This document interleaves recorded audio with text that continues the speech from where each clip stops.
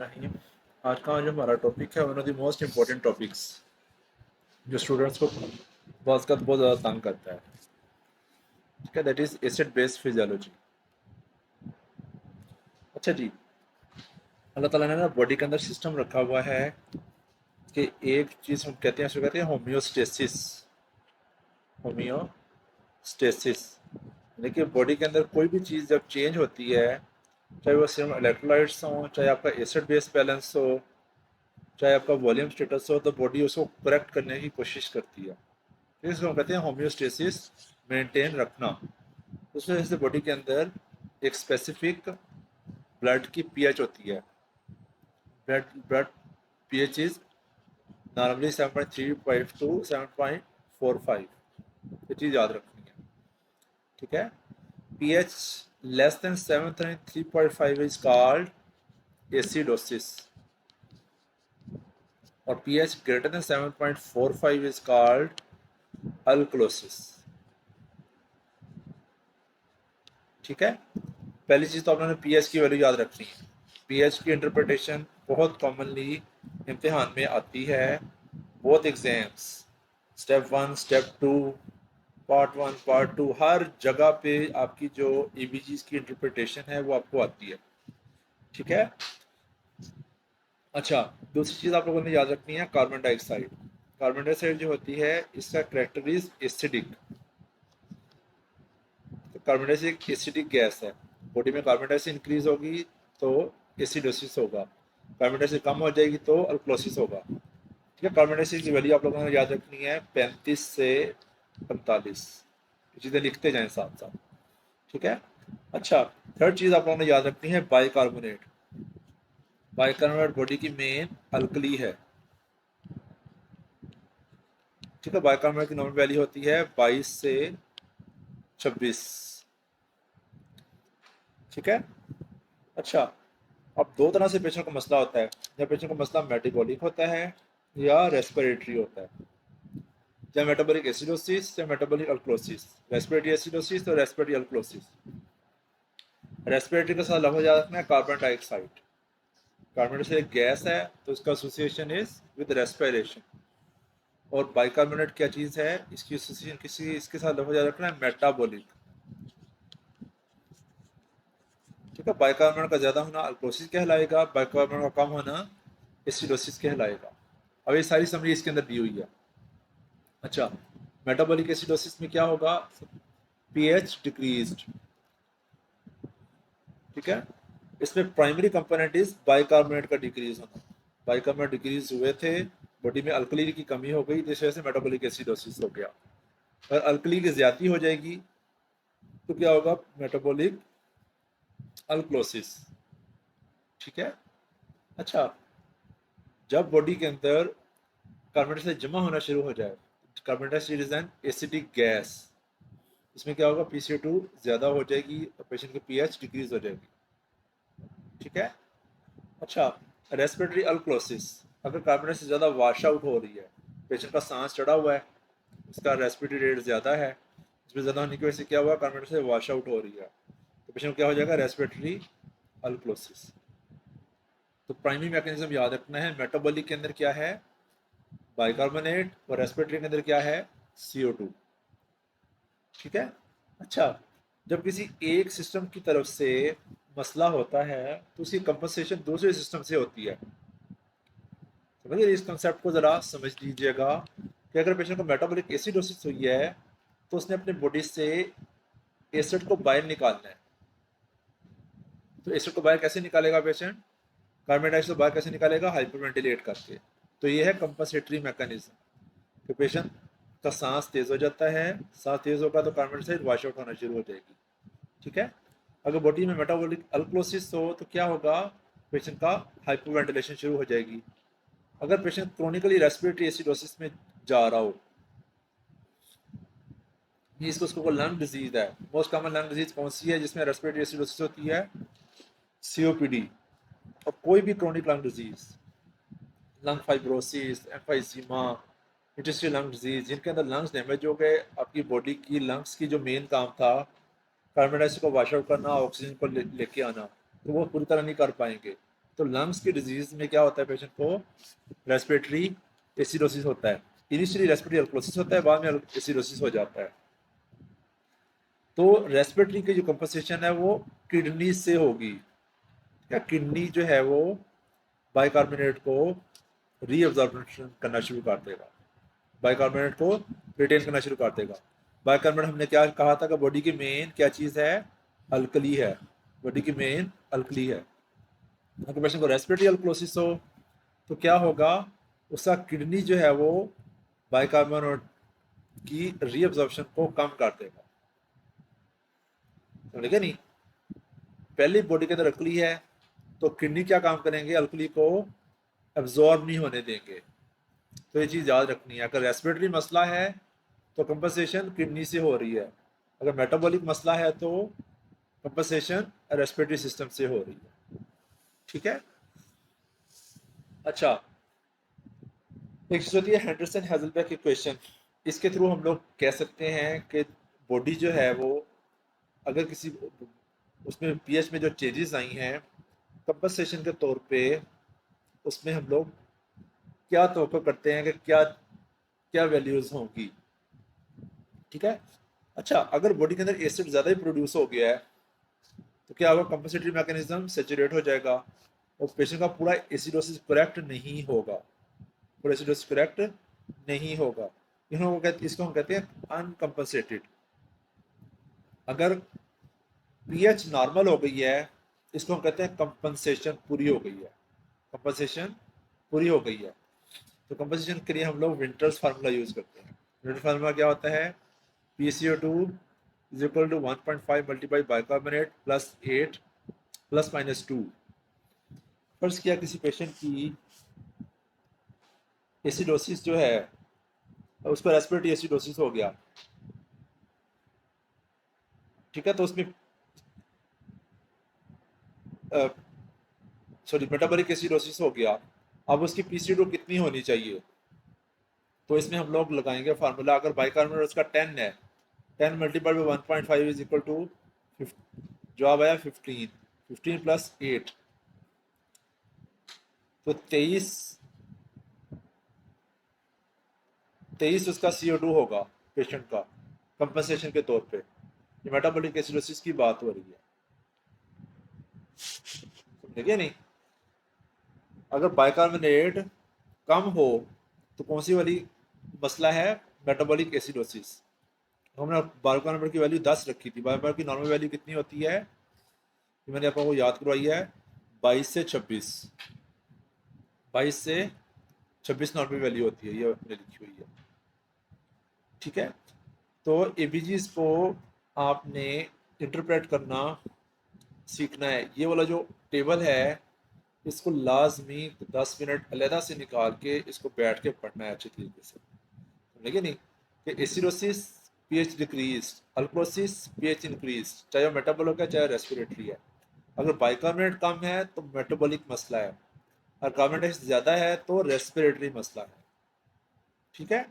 और मेटाबॉलिक की कंपनसेशन किससे होनी है, रेस्पिरेशन से, और रेस्पिरेटरी की कंपनसेशन कहाँ से होनी है, किडनी से, ठीक है। अच्छा, ये इसको याद करने का एक और नया तरीका दिखाया गया, इसमें बेसिकली काजेस भी लिखी हुई हैं। सबसे पहले हमने पीएच देखनी है, पीएच में हमने देखा less than 7.35 this is acidosis, greater than 7.45 this is अल्कोसिस। इसको हम दो हिस्सों में डिवाइड कर लेंगे, रेस्पिरेटरी और मेटाबॉलिक। और CO2 ज़्यादा है तो रेस्पिरेटरी हो गया, बाइकार्बोनेट कम है तो मेटाबॉलिक हो गया, ठीक है। रेस्पिरेटरी से क्या मुराद है कि आपकी एयरवेज का मसला है, जो आपके लंग्स हैं वो कार्बन डाइऑक्साइड रिटेन करवा रहे हैं। Airway obstruction, lung disease, chronic lung disease, opiates, weakening of the respiratory muscles like GBS, like poliomyelitis, कोई भी वजह आपका जो डायफ्राम है वो वीक हो गया किसी वजह से। दूसरा, जो पेशेंट फोर्थ होता है ओपिएट्स और सेडेटिव्स में, उसमें क्या होता है, जो ब्रेन के अंदर आपका रेस्पिरेटरी सेंटर है वो इसकी डिप्रेशन होती है, डिप्रेशन की वजह से रेस्पिरेटरी रेट कम होता है, रेस्पिरेटरी रेट कम होगा तो CO2 रिटेंशन होना शुरू हो जाएगी, तो पेशेंट को रेस्पिरेटरी एसिडोसिस होता है। इससे आप लोगों को याद होगा, जब पेशेंट किसी पॉइजनिंग के साथ आते हैं तो हम उसकी एबीजीज करवाते हैं। अगर एबीजीज के ऊपर रेस्पिरेटरी एसिडोसिस हो, उससे हमें आइडिया हो जाता है कि पेशेंट क्या रेस्पिरेटरी डिप्रेशन हो रही है, तो इस पेशेंट को ईटीटी डालने की ज़रूरत है। ठीक है। अगर किसी पेशेंट को एबीजीज के ऊपर, सीओपीडी के पेशेंट को एबीजीज के ऊपर रेस्पिरेटरी एसिडोसिस हो, तो उसको हम कहते हैं type 2 respiratory failure. Type 2 respiratory failure. अच्छा, इस एसिडोसिस, मेटाबॉलिक एसिडोसिस, बाइकार्बोनेट कम होना। मेटाबॉलिक एसिडोसिस हो, उसको हम लोग दो हिस्सों में डिवाइड करते हैं। उसमें हम एनाइन गैप निकालते हैं। एनाइन गैप की बेस पे हम दो हिस्सों में डिवाइड करते हैं, इंक्रीज एनाइन गैप और नॉर्मल एनाइन गैप। ये बहुत ही मशहूर, बहुत ही इंपॉर्टेंट टॉपिक है इस वक्त जो हम लोग पढ़ रहे हैं। समझ गया नहीं? अच्छा, एनाइन कैसे निकालते हैं? Sodium minus chloride plus bicarbonate. Sodium body का मेन पॉजिटिव आयन है, जबकि क्लोराइड और बाइकार्बोनेट दोनों नेगेटिव आयन्स हैं। ठीक है। फर्स्ट के पेशेंट का सोडियम है 134 और क्लोराइड है 104 और बाइकार्बोनेट है पेशेंट का 24। तो एनाइन गैप कितना बना? 24/28, 34 - 28 तो 8 बना सिंपल। ठीक है। अगर इसके साथ पेशेंट की पीएच कम है तो कौन सी वाली मेटाबॉलिक एसिडोसिस होगी? Normal anion gap metabolic acidosis. ठीक है। अगर पेशेंट का मेटाबॉलिक एनाइन गैप ज़्यादा हो जाए तो उसकी ये काजिज़ हैं। अगर ये नॉर्मल एनाइन गैप हो तो उसकी ये काजिज़ हैं। आप लोगों को यूएसएमएलई में प्लान में क्वेश्चन आएगा, आपको वैल्यूज़ दी हुई होंगी सोडियम की, क्लोराइड की और बाइकार्बोनेट की। तो आपको फार्मूला आना चाहिए, क्योंकि हमने प्लस में से माइनस वालों को माइनस कर देना है। ठीक है। तो रेज्ड एनएन गैप का बड़ा ही मशहूर फार्मूला, इसको कहते हैं mud piles. Methanol, uraemia, DK, propylene glycol, iron, lactic acidosis, ethylene glycol और सैलिसाइलेट। ठीक है। ये मड पाइल्स बहुत ही मशहूर फार्मूला है। इसके पेशेंट को मिथानॉल पॉइजनिंग हो, रिनल फेलियर हो जाए, डीके हो, इन सब में आप गौर करें कि पेशेंट को बाहर से कोई एसिडिक चीज़ दी गई है। मीन्स के थायराइड ग्लाइकोल बाहर से गया है, यूरेमिया, डायबिटिक कीटोसिस, ये इंटरनल मसले हैं, बॉडी के अंदर ज़्यादा प्रोड्यूस होना शुरू हो गया। डीके में acetone, acetic acid, beta hydroxy butyric acid, सारे क्या होते हैं? एसिडिक कैरेक्टर्स होते हैं। ठीक है। तो ये मड पाइल्स फार्मूला आप लोगों को याद हो कि इसमें increased anion gap metabolic acidosis होती है। इंक्रीज एनाइन गैप से क्या मुराद है? 12 से ज़्यादा उसकी वैल्यू आ जाए। ठीक है। अच्छा, फिर आती है normal anion gap metabolic acidosis. जो नॉर्मल एनाइन मेटाबॉलिक एसिडोसिस है, इसमें दो चीज़ें, दो सिनेरियोज आते होते हैं। एक रीनल ट्यूबुलर एसिडोसिस का, दूसरा डायरिया का।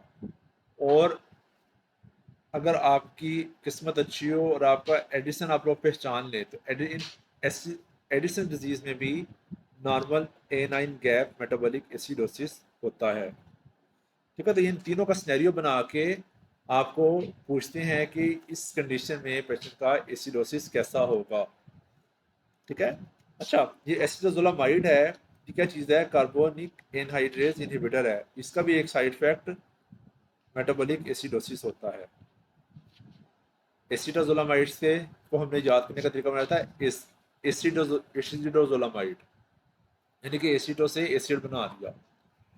ठीक है। अच्छा जी, ये एसिडोसिस हो गया।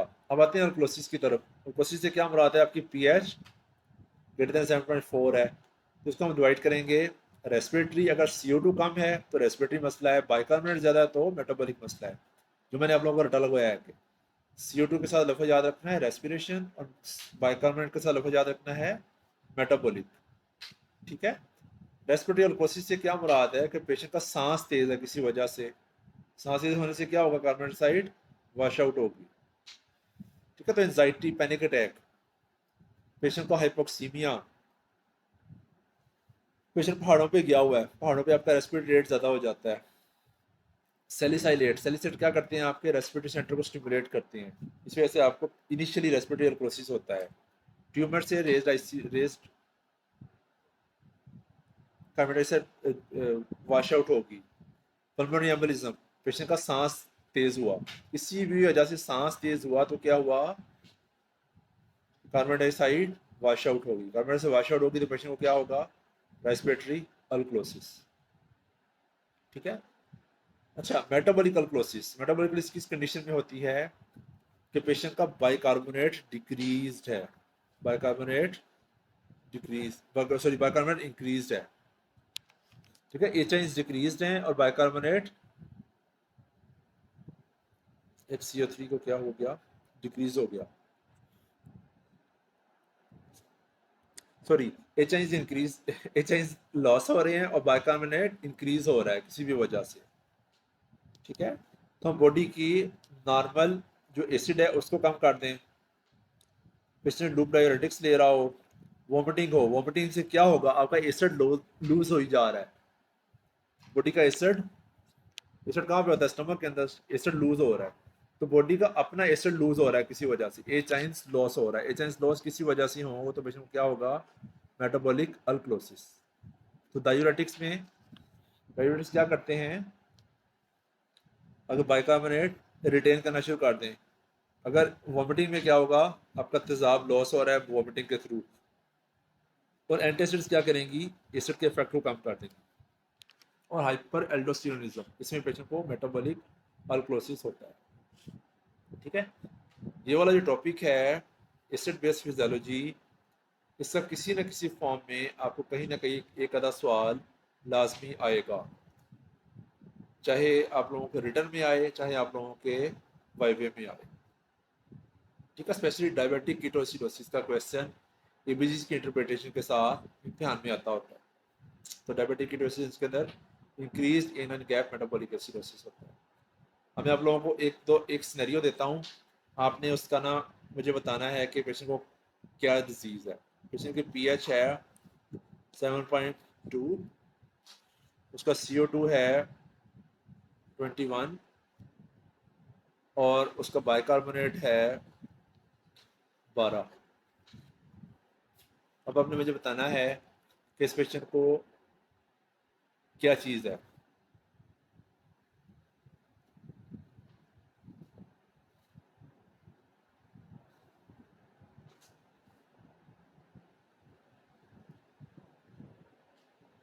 सबसे पहले पीएच देखी तो कैसी है पीएच, एसिडोसिस। ठीक है, शाबाश।